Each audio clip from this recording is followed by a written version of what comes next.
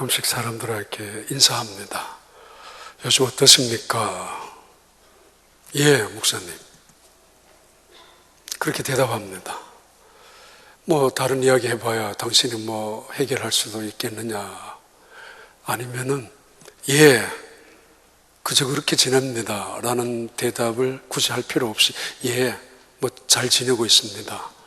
이야기가 포함되어져 있습니다. 요즘 비즈니스는 좀 어떻습니까? 그렇죠, 괜찮습니다. 못한다, 안 된다고 해봐야, 목사님 당신이 도와줄 수 있습니까? 그것도 아니면서. 그렇게 살아갑니다, 다들. 회사는 좋은 일 없습니까? 무슨 좋은 일이에요? 그런 마음이지만, 예, 그냥 회사 잘 다니고 있습니다. 이렇게 대답을 합니다. 그저 그렇다, 재미없어요. 아니면은 무슨 그 이야기는 굳이 꺼내지는 않지만은 회사에서 얼마나 힘든 일을 굳이 당신한테 내가 해야 될 필요가 없다고. 가게가 지금 어려운 지경에 놓여져 있지만 당신한테 그 속사정을 이야기할 필요가 뭐 있느냐고. 아무튼 하기도 싫지만은 귀찮기도 하고 그냥 뻔한 대답을 예, 그저 그렇습니다. 재미없죠. 그렇게 세상 다 그런 거 아닙니까?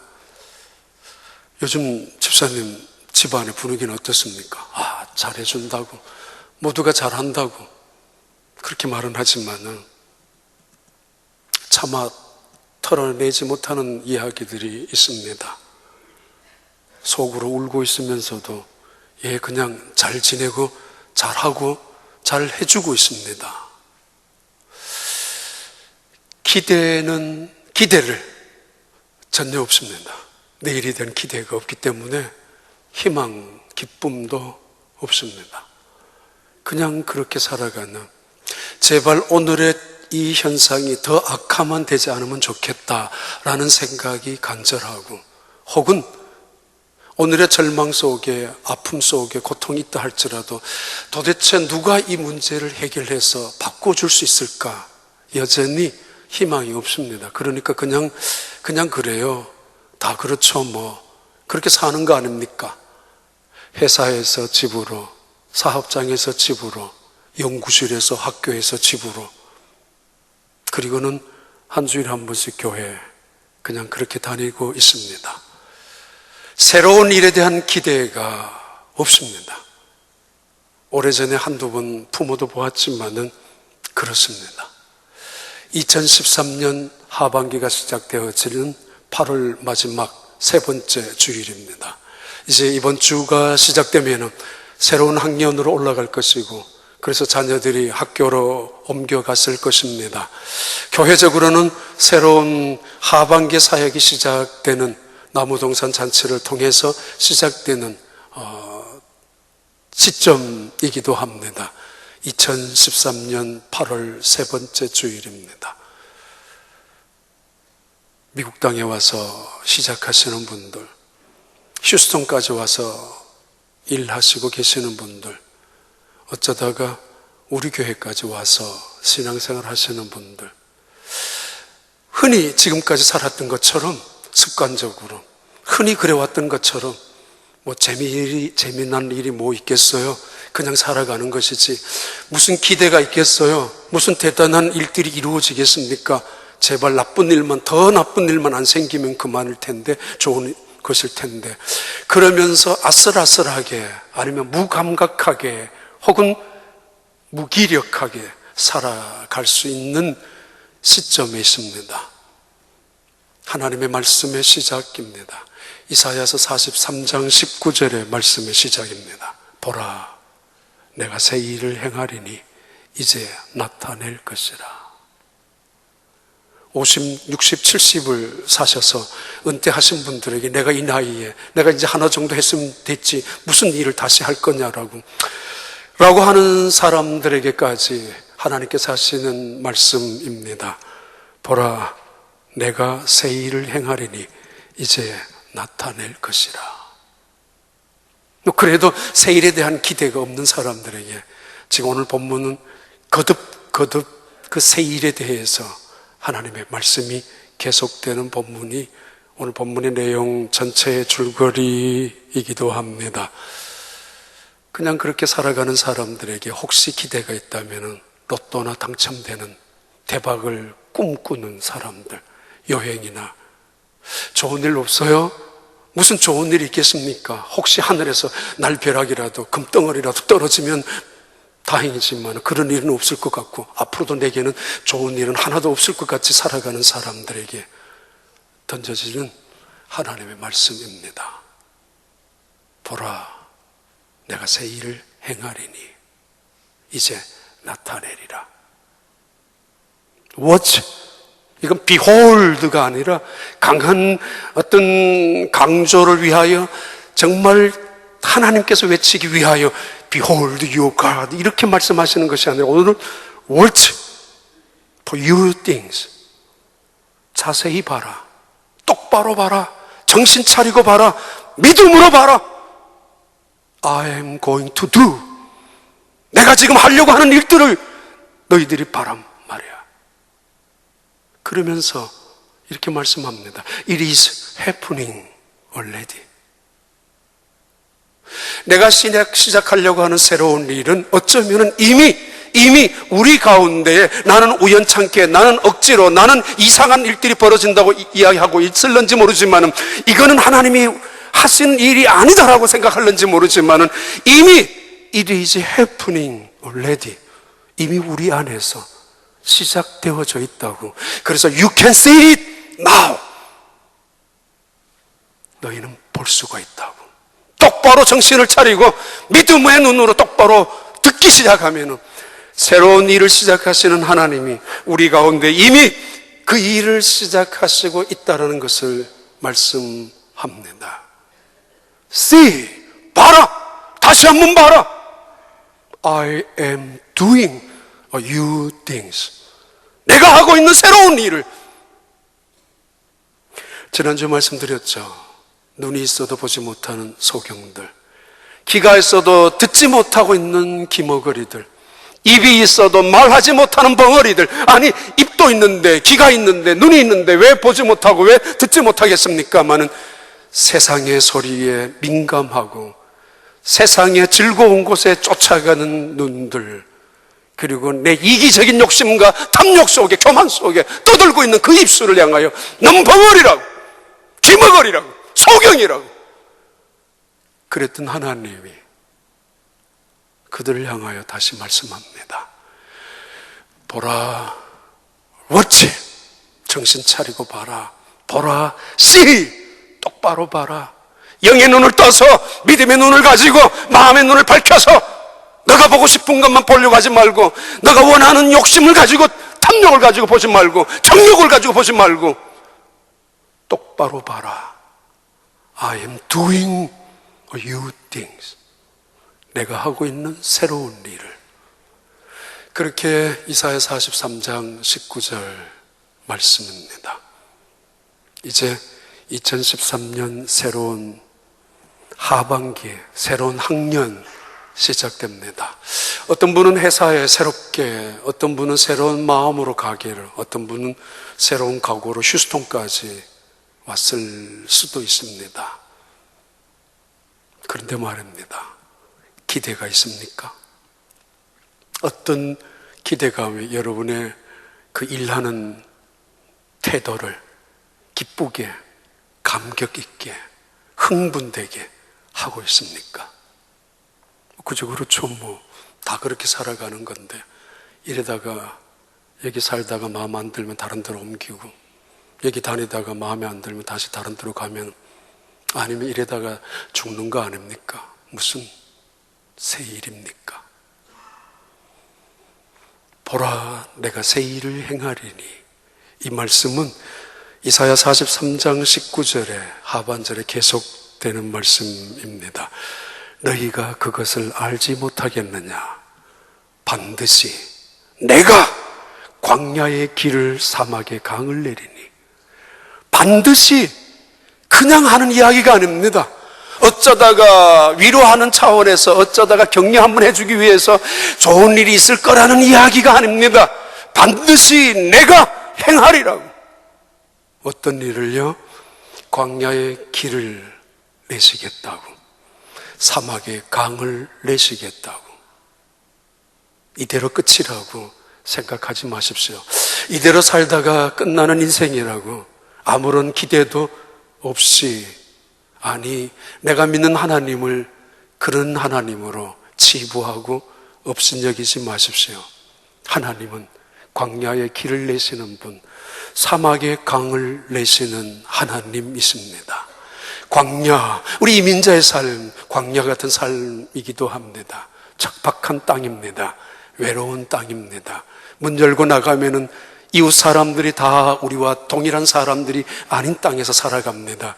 길거리 지나가면은 우리의 말이 충분히 통하지 않는 땅에 살아가고 있습니다. 이방인 땅, 낯설은 땅, 여전히 몇십 년 살아가고 있지만은, 눈치껏 요령껏 살아가고 있지만은, 잘 사는 것 같지만은, 여전히 광야 같은 황량한 척박한 땅에 버려진 채로 살아가기도 합니다. 그래서 때로는 캄캄한 어둠 같은 절망 속에서 어느 길이 바른 길인지 갈피를 못 잡지 못하는 고민과 갈등이 놓여져 있고, 어디로 가야 할지, 어느 곳이 좋을지, 어떤 곳이 편안할지, 심지어는 길조차 보이지 않는 캄캄한 어둠 속에서 길이 없습니다. 그런 광야 같은 사람이 살 수 없는, 간신히 짐승들이 오고 가는 그 땅에 버려진 채로 어쩌면 살아갈 수도 있는 이민자들입니다. 이제는 잘 사는 것 같고, 그렇지만은 여전히 솔직히 말해서 광야에 살아가는 사람들입니다. 길 잘 닦아져 있는 미국 땅에 살아가고 있지만은, 때때로 캄캄한 한 치 앞도 보이지 않는 길이 없는 땅에서 살아가기도 합니다. 그 속에 승냥이, 이리떼 또는 타조, 도저히 제대로 짐승답지도 않는 그런 짐승들만 왔다 갔다 하는 그 땅같이, 그런 곳에 사는 사람들, 사막의 길을 내시겠다고. 이건 물이 없습니다. 물이 없기 때문에 식물이 결코 자랄 수 없습니다. 물론 선인장 종류를 제외하고는 대부분의 나무는 자랄 수 없는 곳이 사막입니다. 물이 없기 때문에. 나무가 없으면은 짐승도 결코 생존할 수 없습니다. 간신히 몇몇 뱀 종류들만 그 뜨거운 태양볕 아래서 살아갈 수 있을는지 모르지만은, 사막은 바로 죽음의 땅입니다. 물이 없기 때문에. 괜찮은 차 타고 다니고 괜찮은 집에 살고 있지만은, 그러나 풍성한 은혜를 누려보질 못하잖아요. 늘 불안하지 않습니까? 늘 답답하지 않습니까? 전화만 오더라도, 밤중에 집 나간 자식에게 전화만 안 오더라도 가슴이 철렁철렁 내려앉는 세상 속에 살아가지 않던가요? 우리는 지금 사막, 얼마나 더 가져야 우리가 행복하다고 말할 수 있을까요? 사막, 얼마나 더 좋은 곳으로 챙겨져야 정말 보란듯이 난 만족하다고, 내 인생은 성공했다라고 말할 수 있을까요?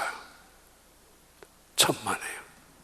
우리 사막에, 물 한 모금 마실 수 없는 사막에 살아가는 존재들이기도 합니다. 가정의 문제들이 그렇고, 내 육체의 질병의 문제도 그렇고, 내 비즈니스의 한계도 그렇습니다. 우리가 할 수 있는 능력은 얼마 되지 못합니다. 그런 그들에게 하나님의 새로운 약속의 시작입니다. 그런 광야에 길을 내시겠다고. 여러분의 길을 인도하시는 하나님, 아니 그 길이 되시는 주님과 함께 새로운 이 마지막 하반기를 살아갈 수 있는 여러분이 되기를 바랍니다. 사막에 한 줌의 빗방울 하나도 떨어지지 아니하는 그 척박한 죽음의 땅인 사막에 강물을 만드시겠다는 하나님의 약속, 풍성한 은혜의, 그리고 치료의, 축복의 그 생명의 강물을 약속하여 주시는 하나님. 강물이 흐르기 시작하면은 고깃대가 찾아올 것이고, 강물이 흐르기 시작하는 곳마다 죽었던 땅이 살아날 것이고, 좌우의 나무들이 솟아날 것이고, 꽃을 피우고 열매를 맺게 될 것입니다. 그 은혜와 축복이 여러분에게 2013년 한 해 담겨져 그리고 나타나는 축복이 되기를 바랍니다. 이사야 43장 14절 말씀입니다. 너희의 구속자여 이스라엘의 거룩한 네 여호와가 말하노라. 너희를 위하여 내가 바벨론의 사람을 보내어 모든 갈대아 사람에게 자기들이 연락하던 배를 타고 도망하여 내려가게 하리라. 자, 봐요. 내가 새 일을 행하리라. 반드시 행하리라. 광야에 길을 낼 것이고 사막에 강물을 내고야 말 것이다 라고 하셨던 하나님은 이스라엘 백성들에게 하나의 힌트와 그리고 어떤 언지를 주시는데, 하나의 징조를 주시는데, 그 징조의 말씀이 14절의 말씀입니다. 내가 너희들에게 하나 보여줄게. 하나 힌트를 줄게. 갈대아 사람들이 배를 타고 도망하게 될 거야. 왜? 내가 너희를 위하여 사람들을 보내어 갈대아, 바로 바벨론 민족을 말합니다. 바벨론 나라를 짓밟고야 말 것이야.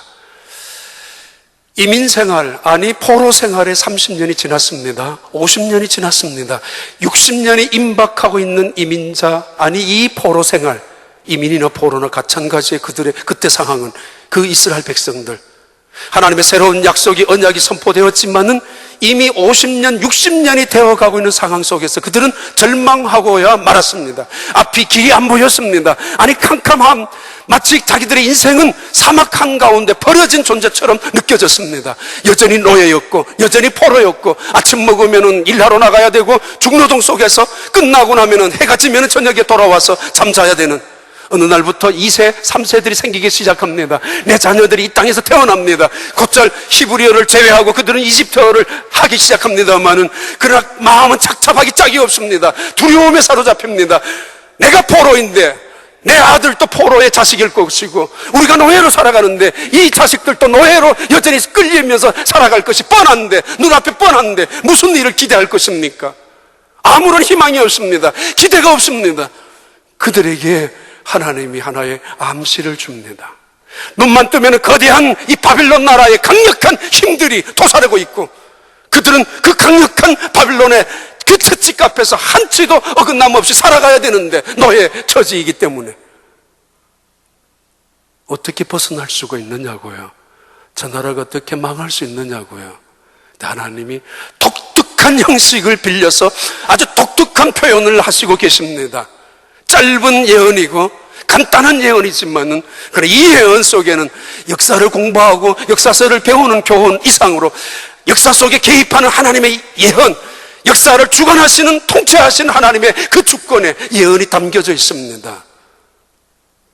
성경을 공부할 때 역사 교과서를 읽듯이 배우지 마십시오. 하나님의 예언이, 하나님의 주권이 어떻게 성취되고 있고 이 역사를 통치하고 있는가를 눈여겨보셔야 합니다. 저 갈대아 사람들, 바벨론 나라가 안 망할 것 같아? 언제까지나? 아니야.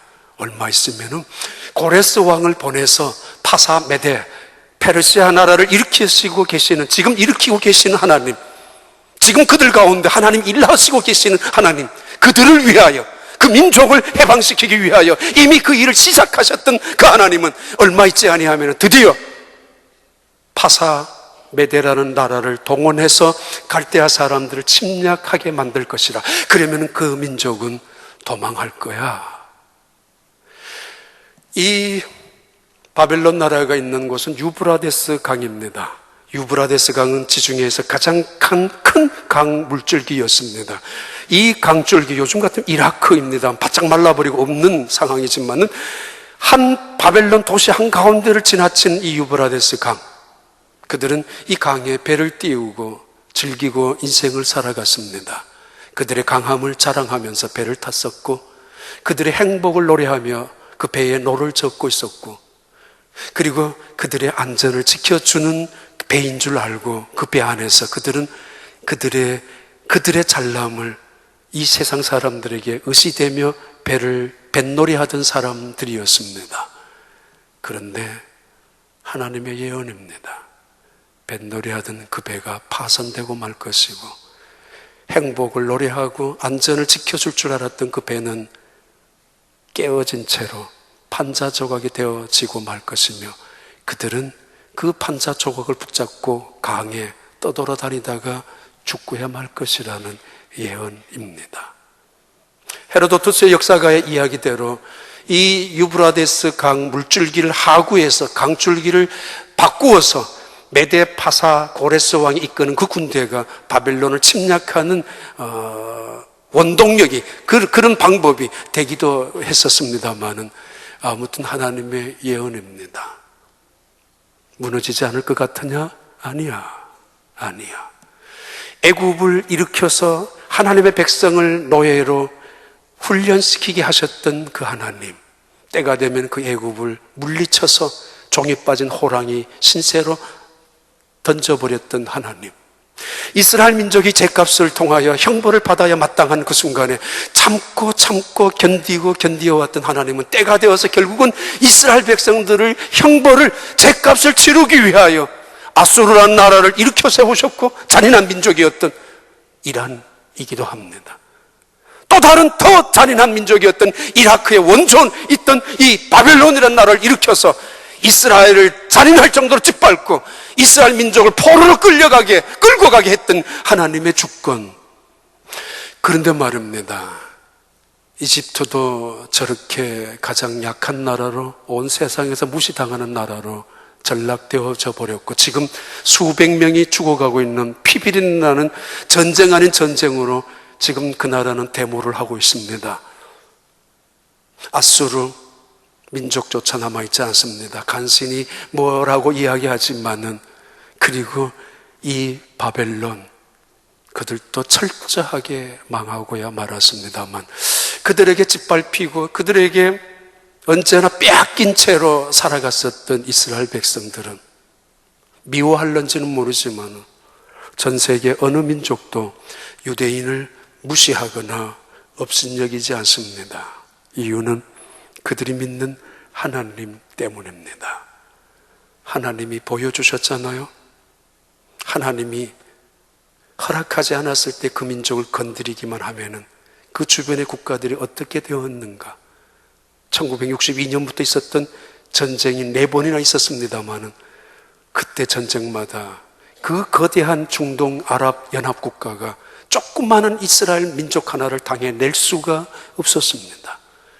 하나님이 허락하지 않는다면 결코 누구도 그 나라를 짓밟을 수 없는. 아무튼 하나님의 예언은 얼마 후에 그대로 이루어집니다.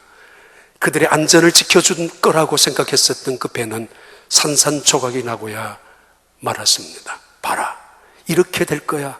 내가 너희를 위하여 사람을 보내요. 갈대아, 이 바벨론이란 민족은 순식간에 폐허가 되고야 말 것이야. 그래, 그런 내가 너희들을 향하여 새 일을 행할 것이라고 말씀하고 계십니다.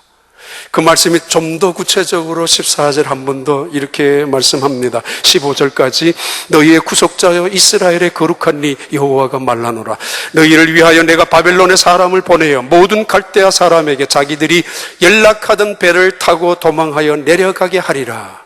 15절, 나는 여호와 너희의 거룩한 이여 이스라엘의 창조주여 너희의 왕이니라. 하나님이 1인칭으로 자기 자신을 계시할 때, 자신의 호칭을 스스로가 말씀할 때 포함되어져 있는 의미가 대단히 중요합니다. I am the Lord. 나는 구속자야, 주권자야. I am your holy God. 난 너희의 이스라엘의 거룩한 여호와야. I am your king. Your king. 절망하고 있는 이스라엘 백성들, 여전히 포로로 그대로 끝날 거라고만 생각하고 있는 이스라엘 백성들, 아무런 재미, 의욕, 기대도 하지 못한 채로 내 자식마저도 여전히 노예로 살 수밖에 없는 절망 속에 가두어져 있는 그들을 향하여 하나님 말씀합니다. 나 여호와야. 충분한 한 단어 아닙니까? 나는 너희의 거룩한 여호와야. 그리고 나는 온 세상을 통치하는 너희의 왕이야. 너희는 내 백성이고 너희는 내 것이야. 말씀합니다. 그 호칭 속에 그들을 향한 위로와 격려가 포함되어 있고, 동시에 절망 속에 있는 그들을 향하는 희망과 비전과 도전에 대한 메시지를 강력하게 말씀해 주시는 호칭입니다. 나는 여호와야. 허풍치는 우상이 이야기하는 나는 무슨 아폴로요, 나는 아테네요, 나는 제우스요, 이 이야기 아니에요. 나 여호와라고. 나 외에 구원자가 없느니라. 그 여호와라고. 나 외에 너희를 구속할 신이 없느니라고. 그 여호와가 말씀하십니다. 16절 17절 여호와가 이같이 말라노라. 아직도 새 일을 행하시는 여호와 앞에 여전히 마음을 열지 못하는 그들에게 또다시 확실하게 힌트를 더 하나 줍니다. 16절 나 여호와가 이같이 말하노라. 바다 가운데 큰 물 가운데 지름길을 내고, 17절에 병거와 말과 군대의 용사를 이끌어내어 그들이 일시에 엎드러져 일어나지 못하고 소멸하기를 꺼져가는 등불 같게 하였느니라. 나 여호와, 너 알잖아 내가 누구인지.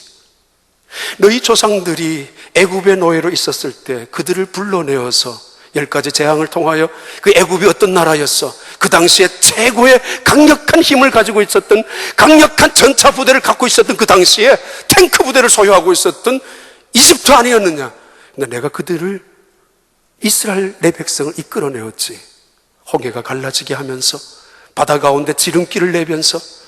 그런데 잊지 마라, 대전차 부대인 바로의 군대가 모조리 그 물속에 소멸되지 않았느냐. 올드 다이내스트, 미들 다이내스트라고 말하는 이집트의 강력한 그 왕조 시대는 이 점을 시작으로 퇴락하고야 맙니다. 쇠퇴의 길로 접어들고 맙니다. 하나님께서 이스라엘 백성을 사용하시기 위하여 애굽을 일으켜 주셨던 거 허락하셨고, 그러나 하나님이 애굽을, 우상을 믿는 뱀의 신을, 태양의 우상을 믿고 살아가는 그들을 축복하지는 아니하셨습니다. 나 여호와가 말한다. 너희 조상들이 홍해가 갈라지는 곳 속에서 내가 건져내었지 않느냐? 그 여호와, 너희의 구속자, 너희를 내 백성으로 삼은 나 여호와야 라고 말씀하시고 계십니다. 이런 이야기 드려야 될지 모르겠습니다만, 지난주에 잠깐 어떤 분과 이야기 드리는 중에 기억이 난 이야기입니다. 한 3달 전쯤, 한국의 아주 대표적인 기업입니다. 근데 베이타운에서 큰 프로젝트를 하면서 어려움을 당하고 있는 중에 아마 어떻게 해야 되는가, 5천억 아니면 8천억까지 큰 프로젝트인데 점점 힘들어지는가 봐요. 그래서 그분들, 우리 교회에 관계되는 몇 분들이 계셔서 기도회를 갖자라는 마음을 가졌었는가 봐요. 그때 제 마음속에 느낀 게 몇 가지가 있습니다. 야, 회사에서 일하는 사람들도 그냥 자기 월급 때만 기다리는 게 아니구나. 회사를 걱정하는 마음이 대단한 걸 느꼈습니다. 회사가 2천억, 3천억을 손해보는데, 손실을 갖고 오는데 어떻게 될 것인가, 그 걱정하는, 그리고 그 책임감에 대해서 정말 어쩔 줄 몰라 하는 마음들 때문에 기도회를 하자고.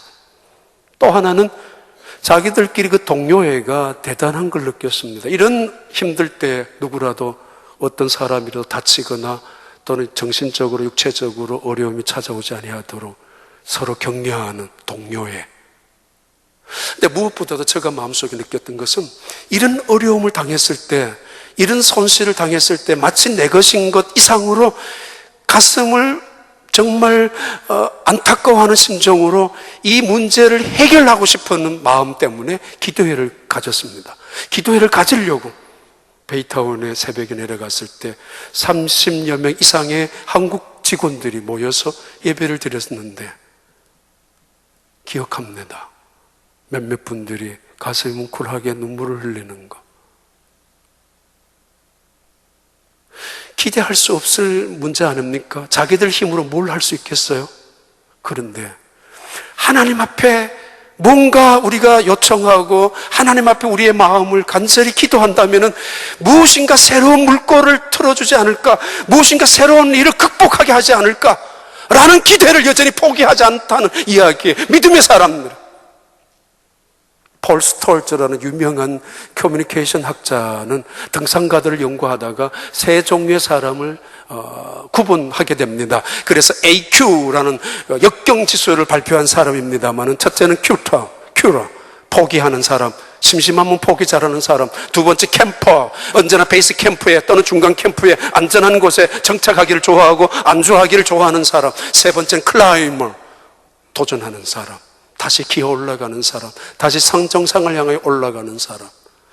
그런데 누구에게나 이 세 가지는 서클이 있습니다. 큐러의 자리에 있다가 캠퍼의 자리에 있다가 클라이머의 자리에 올라가는데, 중요한 것은 클라이머의 자리에 올라가는 사람들, 결국 산을 정복하는 사람들은 포기하거나 안주하는 일들에 있었을 때 그 시간에 너무 오래 안주하지 않는다는 것입니다. 습관적으로 포기하는 거, 변덕스럽게 하지 않는다는 이야기예요. 봐라, 새 일을 행하는 내가 너희들에게 보여줄 텐데, 갈대아 사람들 사람들을 보내어 그들이 배를 타고 줄줄이 도망치고야 말 거야. 그리고 너희들 기억해라, 내가 너희들의 조상을 애굽에서 건져낸 여호와 아니냐? 홍해에 길을 만들어낸 나야. 그가 광야의 길을, 사막의 강물을 만들어내는 거, 이것보다 더 위대한, 이보다 더 놀라운 영광을 드러내는 거, 나에게는 쉬운 일이야 라는 말씀입니다. 이사야 40장 5절에 금년 들어서 두 개의 표가 있습니다만, 그 중에 하나, 이사야 40장 5절의 말씀입니다. 모든 여호와의 영광이 나타나고 모든 육체가 그것을 함께 보리라. 이는 여호와의 입이 말씀하셨느니라. 여호와의 영광이 나타나고 모든 육체가 그것을 함께 보리라. 하나님은 새 일을 행하시는 분입니다. 그리고 새 일을 행하시기를 즐겨하시는 분입니다. 하나님은 언제나 새 일을 준비하시고 계획하시고 이미 우리 가운데도 행하시고 계시는 분입니다. 그런데 주의하셔야 합니다. 경고하시는 말씀이 있습니다. 그 말씀이 18절의 말씀입니다. 너희는 이전 일을 기억하지 말라. Do not cling. 묶여있지 말라. Former things. 전의 일들에 대해서. 옛날 일을 생각하지 말라. 옛날 일에 대해서. Don't dwell. 그 안에. On the past, 과거 안에 살려고 하지 마라. 사탄은 언제나 우리에게 방해합니다. 너까지 있게 뭘 할 수 있냐고. 마귀는 우리에게 자주 와서 속삭입니다. 넌 죗값이야. 너 형벌이야. 넌 안 돼. 마치 하나님 앞에 나의 의로운 모습이 그것인 것처럼, 마치 하나님 앞에 겸손한 모습이 그것인 것처럼 마귀는 우리에게 속삭여 주고 있습니다. 넌 죗값을 당해야 되고 죄책감에 살아가야 돼. 지난날의 일에 대해서 묶여있지 마라. 그것에 발목을 잡히지 마라. 지난날에 아픔이 있잖아요. 상처가 있잖아요. 고통이 있잖아요. 그래서 증오심도 있죠. 용서받지도 못하고 용서할 수 없는 일들도 있잖아요. 나를 짓밟고 나를 뺏어가고 나 인생에 개입해서 불행을 만들어준 그런 사람들, 그런 일들 사건 속에 기억만 하면은 그 분노가 치밀어 오르고, 기억만 나면은 내 가슴을 썩어지게 만들어가는, 여전히 내 가슴에 눈물을 삼키게 하는, 고통으로 얼룩지게 하는 내 인생들. 그러나 그것이 내 실수요, 내 잘못이라고 했을 때는 마귀는 끝까지 그 형벌을 받아야 된다고 우리를 얽어매고 있습니다. 그러면서도 한편으로는 세상을 향하는 증오심이, 왜 내게만 이런 아픔이, 왜 나만 이런 아픔을 당해야 하는지, 뺏긴 것에 대해서 억울해야 하고, 당한 것에 대해서 속송해야 하고, 누군가가 나를 짓밟은 것에 대해서 분노하며 살아가는 사람들. 이전 일을 기억하지 마라. 너희는 옛적 일에 머물러 있지도 마라. 한때는 좋았다고요. 나 이럴 사람이 아니라고요. 내 한국만 가면 다른 데만 가면은 이런 사람으로 인정받을 수 있는 사람이었다고, 지금 내가 이런 일을 한다고, 이런 직장에 종사한다고, 이런 사람을 만난다고 우습게 여기지 마세요. 무시하지 마세요. 나 여기 온다고 똑같이 무식한 사람 취급하지 마세요.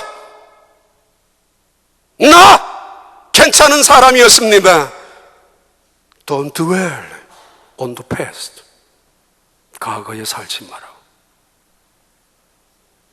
한 치 앞도 발전하지 못하고 한 치 앞도 전진하지 못하고 살아가는 사람, 언제나 과거의 그 아름다움의 추억에 머물러 있는 사람들을 향해서도 말씀합니다. 내가 새 일을 행할 것이다. 그런데 너희들 이전 일은 기억하지 마라.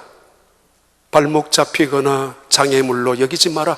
전진하는 것이 새 일이다. 옛적 일에 잘한 일에 있었겠죠. 좋은 일도 있었겠죠. 그것 가지고 오늘 자기를 미화시키지 마라. 오늘의 못난 자신의 모습을 변명하려고도 하지 마라. 미래를 아름답게 치장하려고도 하지 마라. 과거를 들먹이면서 중요한 건 잊어버려라. 떠나버려라. 그 속에서 살지 말고 미국 왔으면 미국처럼 살아야죠. 우리 교회 왔으면 우리 교회처럼 살아야죠. 이 사실을 빌립보서 3장 12절 14절에서는 사도 바울은 이렇게 고백하고 있습니다. 내가 이미 얻었다 함도 아니요 온전히 이루었다 함도 아니라 오직 내가 그리스도 예수께 잡힌 바 된 그것을 잡으려고 달려가노라. 13절 형제들아 나는 아직 내가 잡은 줄로 여기지 아니하고 오직 한 일 뒤에 있는 것은 잊어버리고 앞에 있는 것은 잡으려고. 14절 표대를 향하여 그리스도 예수 안에서 하나님이 위에서 부르신 부름의 상을 위하여 달려가노라. 사도 바울, 그의 꿈이 있었습니다. 하나님의 사람으로 살아가는 게 꿈입니다.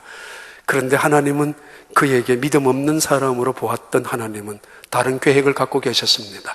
바리새인 중에 거룩한 바리새인으로 살아가고 존경받는 랍비 중에 한 사람으로 살아가는 것이 그에게 가졌던 꿈이었습니다. 근데 어느 날 예수님을 만납니다. 예수님께 붙잡혔습니다. 자기의 의지와는 전혀 상관없이 계획에도 없었던 일로 어느 순간 느닷없이 예수님이 그를 만나서 사로잡고야 말았습니다. 수동적입니다. 피동적입니다. 종입니다. 노예입니다. 그렇다면 한평생 이렇게 끌려가듯이 살아가야 돼요? 내가 어쩌다가 여기까지 왔지만은 난 그럴 사람 아니라고. 어쩌다가 보다가 이런 남편 만나서 살아가고 있지만 나 원래 이런 여자 아니라고. 어쩌다가 보니까 이런 직장까지 이런 일을 하고 있지만은 그래서 나 원래 이런 사람 아닙니다. 끝까지 노예로 살려고요? 피동적으로 살려고요? 끌려가 살려고요? 무슨 일을 기대합니까? 죽는 것만 기도해요? 변화가 있어야 되잖아요. 사람을 죽여야 돼요? 아니면 내가 죽어야 끝이 납니까?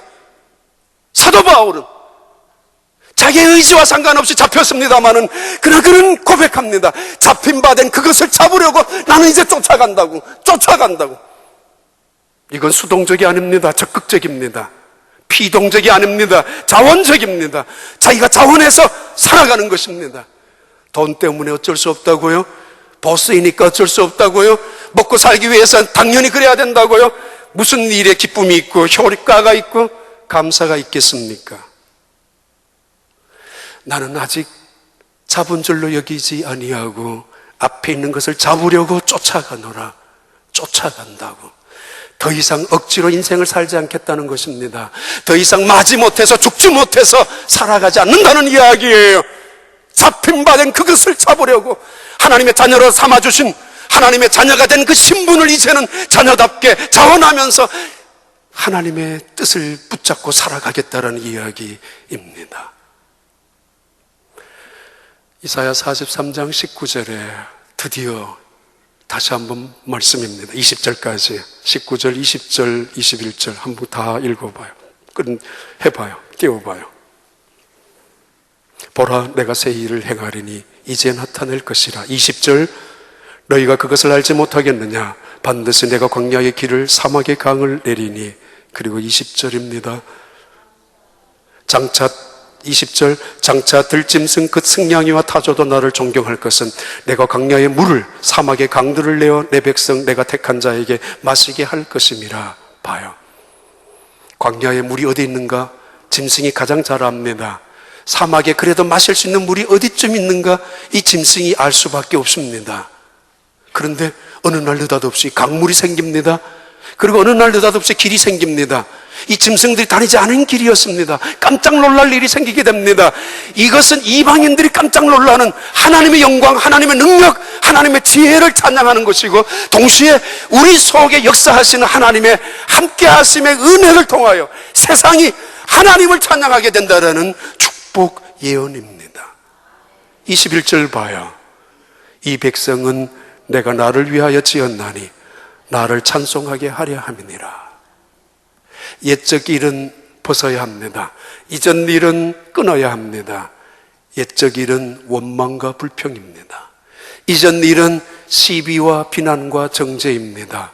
그리고 오래전의 옛것은 언제나 낙심과 포기와 절망입니다. 그리스도 안에서 새로운 일, 기쁨과 감사와 은혜와 생명과 놀라운 하나님의 영광이 나타나는 일들이 새로운 일입니다.